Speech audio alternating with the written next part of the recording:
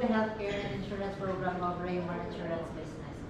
So this is our group. So si Rayumar Insurance Business is part of Rayumar Group of Companies. So yung mother company namin is si Rayumar Management Inc. And then to name few of our sister companies, we have Ventus Maritime Corporation, K-Line Logistics, Orient Freight International, and so on.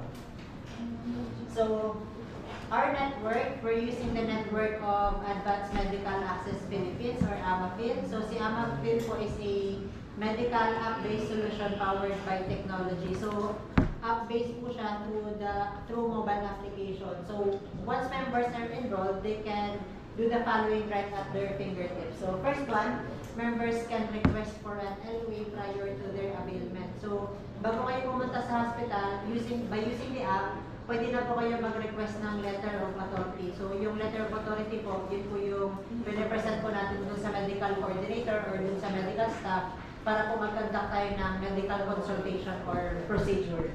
So, before pa kayo pumunta ng hospitals or clinics or meron kayong scheduled visit sa doctors, pwede na kayo mag-request ng LOA, and then yung validity po ng LOA is 7 days po siya.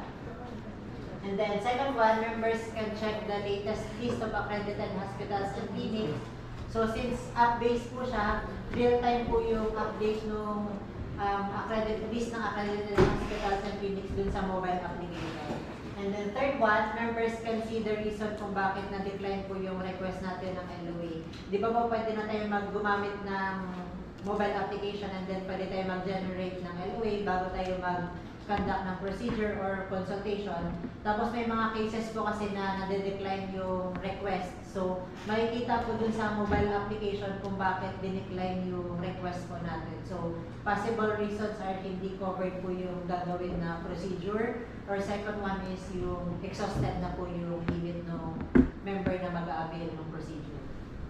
And then lastly, members can easily press the customer service button, and then an agent from AMAPhil will call the member para i-assist kayo din sa concern nyo. So it's other way around. So instead yung member yung tatawag kay AMAPhil, so by just pressing the customer service button dun sa mobile application, tatawagan kayo ni AMAPhil within 10 to 15 minutes after you input your details dun sa customer service concern.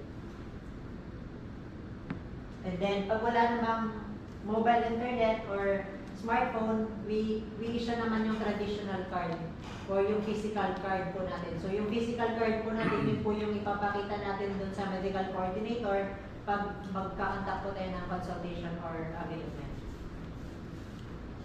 And then we also have this added value. So by just presenting your yung mobile application or yung physical card, makaka-avail po kayo ng discount dun sa mga partnered establishments ni AMAPhil. So ito po yung mga example ng mga partners nila. And then if you want to know paano i-avail yung mga discounts, andun po siya sa website or sa mobile application ni AMAPhil. And then on my next slide, magpapresent na po ako ng short clip na video on how to navigate or use yung mobile application ni AMAPhil.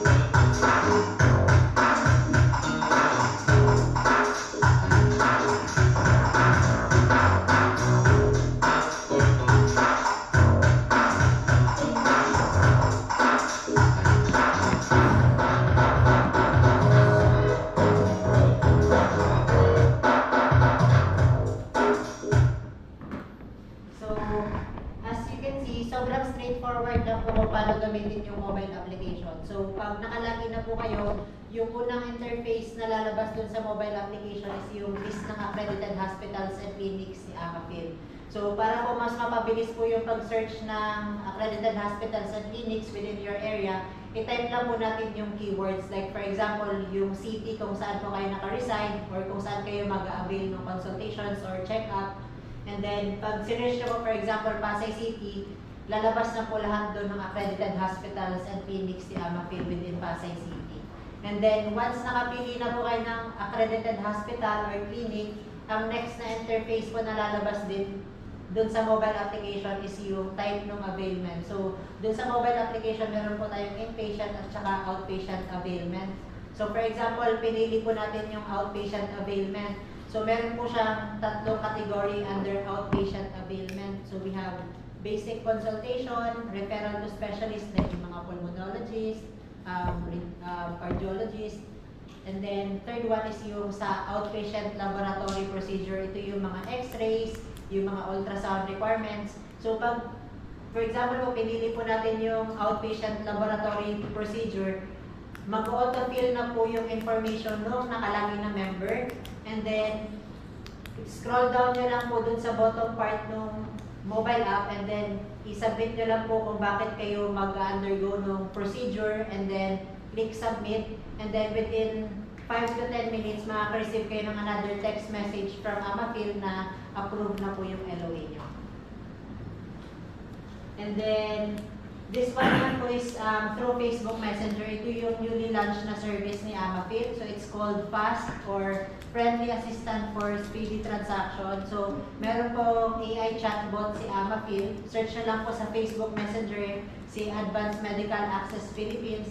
And then, yung AI chatbot po ni AMAPhil is magre-reply po sa inyo upon verifying your details po. So, through Facebook Messenger, you can do the following. So, first one, pwede po kayo mag-generate ng LOA. So, yung LOA po, yun po yung ginagamit po natin na letter of authority para po mag-undergo ng consultation or check-up.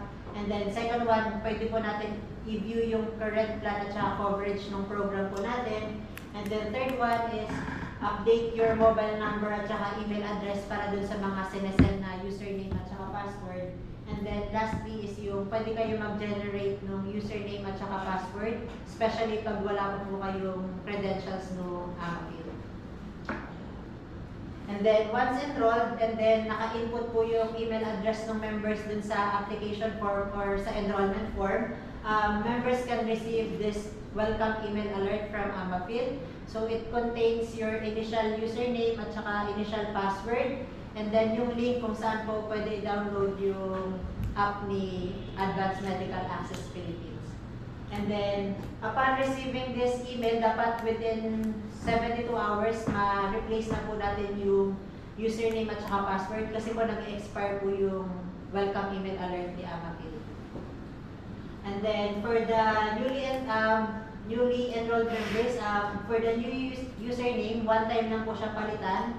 And then, for the password, pwede po siyang palitan anytime. And then, meron po siyang password requirement na at least 8 characters and then alphanumeric value. And then, pag wala pa po kayong username at saka password ni AMAPhil, pwede nyo pong scan yung QR code na to. Kaya, Google Form link po siya. And then, after this discussion, i-email ko po sa inyo yung username at saka password niyo po.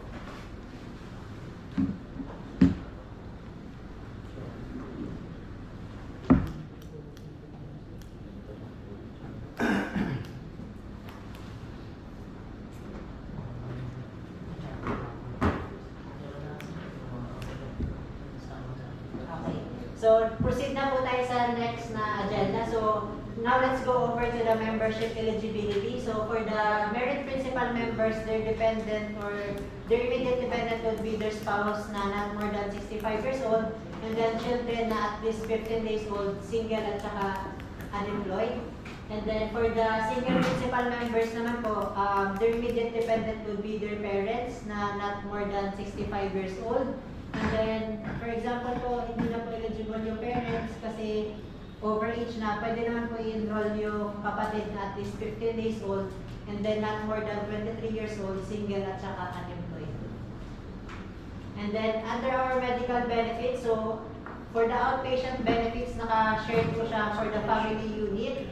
So, covered po dito yung mga regular consultations and treatment, referral to specialists, x-ray at saka laboratory examinations as long as merong doctor's order or doctor's request kung bakit mag-undergo po tayo ng laboratory test or procedure. And then, ENT treatment covered po siya. And then, first dose ng anti-rabies, anti-venom at saka anti-tetanus shot is covered under outpatient benefit. And then, this one naman po is yung exclusive lang sa crew. This one is PEME benefits. Di ba po nag-undergo tayo ng PEME sa K-Line Clinic? And then, may mga cases po na may mga pinapa-repeat test po tayo para mag-fit to work po. So, pwede pong mag-cover si Amapil dito sa repeat po na test natin. And then, ito po yung coverage natin. Cover po dito yung mga regular consultations and treatment, yung mga referral to specialist, at saka yung mga repeat na mga x-ray at saka mga laboratory test, and then ENT treatment. And then, for the inpatient benefits naman po, yung coverage natin po dito sa hindi na po siya naka-family unit. So, for the inpatient benefits, covered po yung member per illness per year. So, when we say per illness, per diagnosis po siya for the whole cycle. And then, up to maximum benefit limit po yung coverage. So, for example, 2 beses na confine yung isang member during the cycle, pero different diagnosis. So, magkaiba po yun ng MBL. So, for example, 250,000 po yung MBL for dengue, and then another 250,000 naman kapag na-confine ulit siya pero not related to dengue yung cases. And then, benefits are net of PhilHealth. So, we highly encourage everyone na mag-contribute kayo sa PhilHealth nyo kasi yung coverage po natin is net ng PhilHealth. And then, yung i-cover lang po natin is kung ano lang po yung excess ng PhilHealth portion. So, pag hindi po nakapag-comply si member dun sa PhilHealth, yung member po yung mag-shoulder ng PhilHealth portion dun sa confinement. And then, no deposit upon admission dun sa mga accredited hospitals and clinics.